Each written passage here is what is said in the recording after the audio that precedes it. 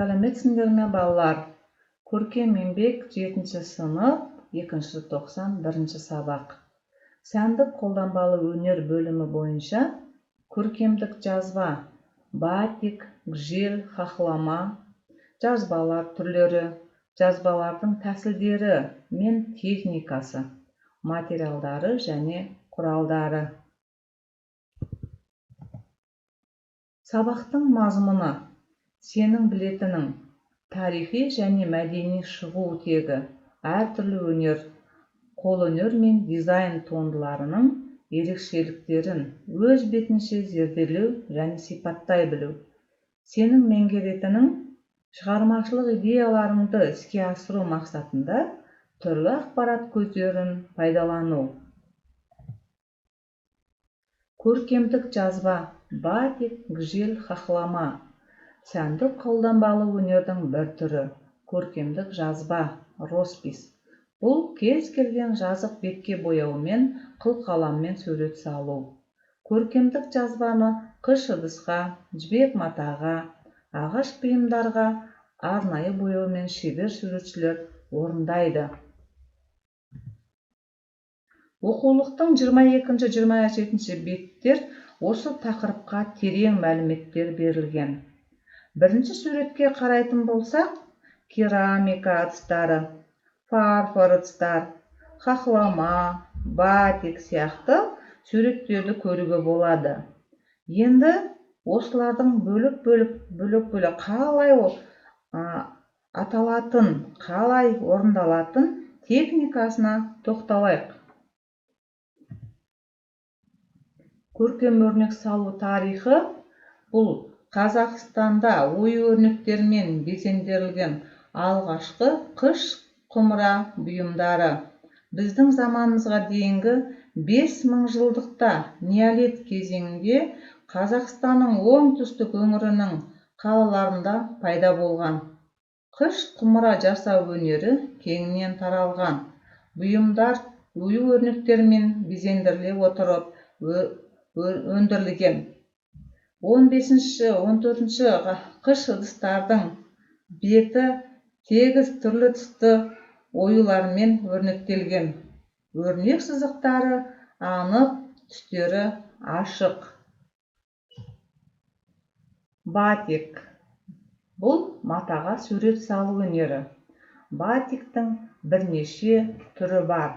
Ыстық, салқын, кракле, көркем бедер салу, еркін және түйінді батик. Батиктің бұл түйінді батик алдында тәсілдерінің ерекшелігі кенеп түрлі тәсілдермен бүктеледі. Себебі 7-ші сыныпта былтырғы біз алған ақ матаға немесе футболкаларға тасты немесе кішкентай допты байлау арқылы оны бояп, оны кепкеннен кейін жұптарын шешіп қараған кезде неше түрлі өрнектер шығады. Хахлама алғашқы салынған өрнек. Хахлама орыс иконы суретшісінен таралған өнер деп айтылады. Көбіне жемістер мен гүлдерді бейнелейді.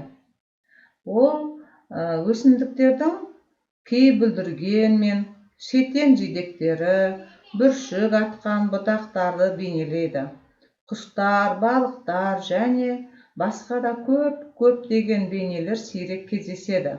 Хахлама өнеріндегі басты ерекшелігі суретші өрнектердің сұлбаларын алдын ала нақты салмайды.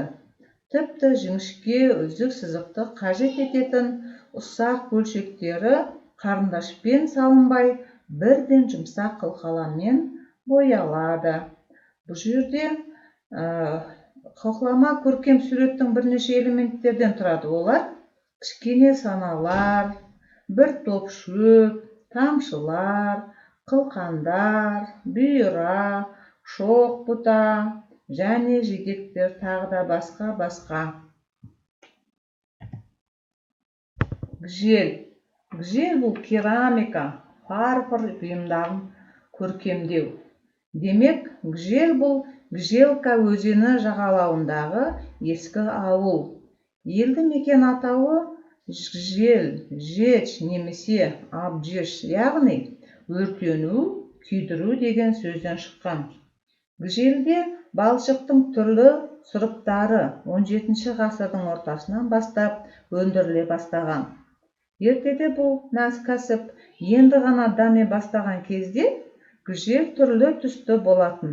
Ыдыстар адамдар мен хайуанаттармен мүсіні ашық, жасыл, сары, қызыл бояулармен салынған.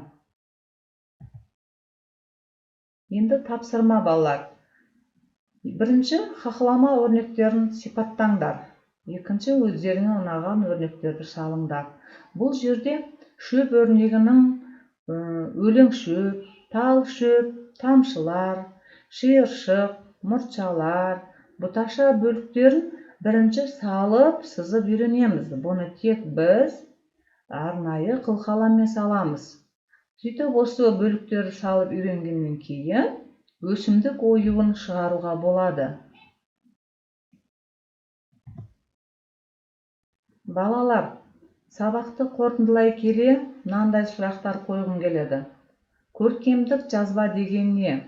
Батик қандай әдіспен орындалады? Хақлама қай елде пайда болды? Гжель қандай материалда орындалады?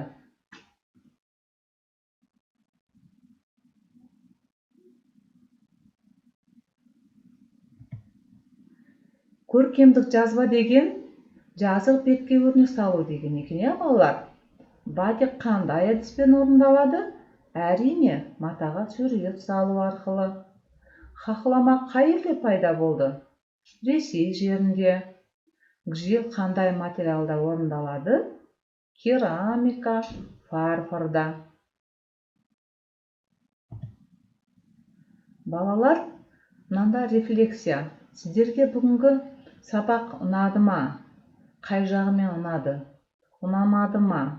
Жоқ әлде түсінбедіңіздер ме? Осы түсінбеген сұрақтарыңыз болса, осы скриптор арқылы сұрауларыңызға болады, немесе түсінбеген сұрақтарыңыз болса қоюларыңызға болады. Назар қойып тыңдағандарыңызға рахмет. Осымен сабағымыз аяқталды.